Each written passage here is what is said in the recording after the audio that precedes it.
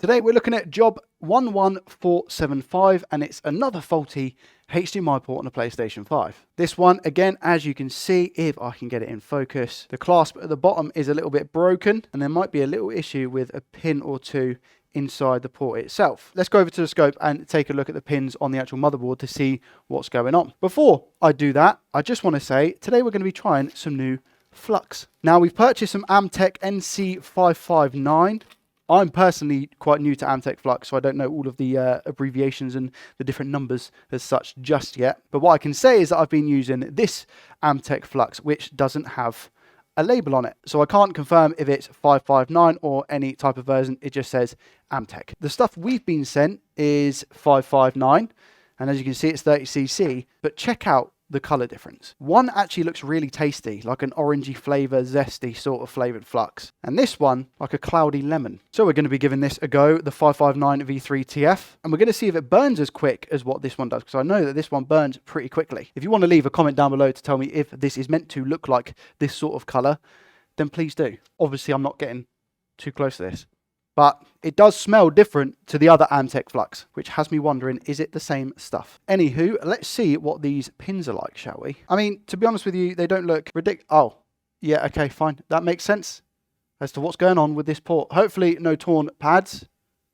but we shall see. Let's get this off the board. Well, hello there.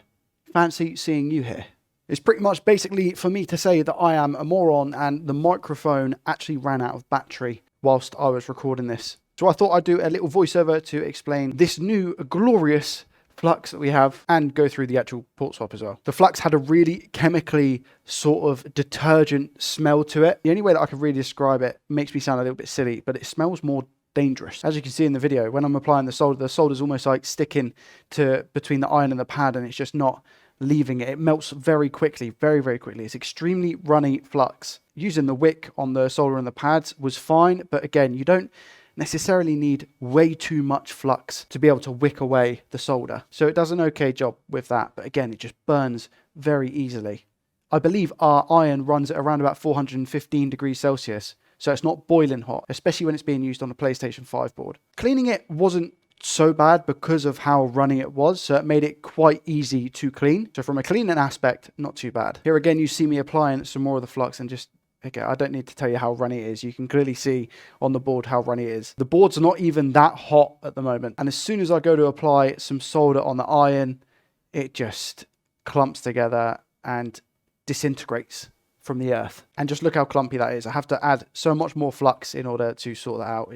It just shouldn't be happening. And as always, we really quickly just fill in the ground holes. Then I've managed to drop the port on and I'm just testing the pins. They're a little bit loose and wobbly. So as always, we're just going to go over them very quickly. And this next bit is going to sound very, very weird, but especially on PS5 boards, when you apply Flux and there's a lot of heat on the board, it can actually take away some of the, I want to say almost like the conformal coating that's on the copper on the PCB. That's happened with any Flux that I've used, but with this Flux, it was almost leaving like a green mark behind it, and it wasn't the green from the PCB, unless it was liquefying on the PCB and then carrying it over to the copper, but other Flux doesn't do that. So again, another quite weird aspect to it. As you can see now, I'm also going over the pins, and this took me way more Flux than it usually would. After this video, I actually done a little bit of reballing with this Flux on a small IC. I believe it was about 9 balls, might have been 12, and it seemed to work really, really well. I'm assuming it's because of how runny it was. Testing it in continuity mode and then just securing the ground legs on the back of the port. All in all, from the color, the performance of the Flux, I don't think this is Amtech 559. From all of the other videos that I've seen from Northridge, Chase, everybody, it just doesn't look the same. This PlayStation 5 works and it's all been fully tested and sent back to the customer. Thank you so much for watching. We'll see you in the next one. Peace.